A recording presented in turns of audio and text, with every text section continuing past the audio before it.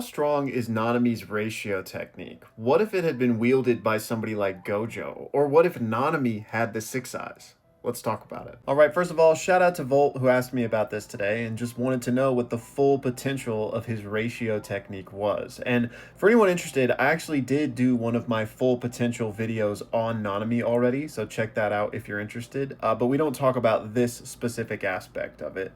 What would this technique look like wielded by somebody like Gojo, somebody with the precision of the six eyes, right? And I do think that, well, honestly, any technique paired with the six eyes is going to get way better, but Nanami's definitely has potential, right? Because the way this technique has been described is like a critical hit from a video game. He can basically just spam crits anywhere he wants. So you add the precision of the six eyes on that, you're basically going to be able to land a ratio with every single strike, which Nanami kind of does, but we know that he has to find that ratio, right? So when he's striking, he's usually using it, but he could probably be using it more if he had that increased precision.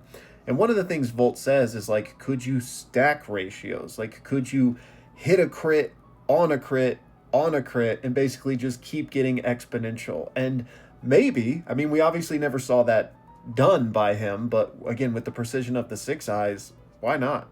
But Volt takes this even a step further and says, you know, what if you just had a different mindset in wielding the technique, period? We know that Nanami went for these weak spots on opponents' bodies, but what if you looked for the 7-3 ratio in other realms? Like, what if you struck at the perfect 7-3 ratio of the current minute, of the current second, and so forth and so on, right? And you could stack ratios on a single strike, but ratios from different realms, if that makes sense. And I certainly think this is a cool idea, which again, might require a completely different mindset or might require the precision of the six eyes to be able to strike that precisely.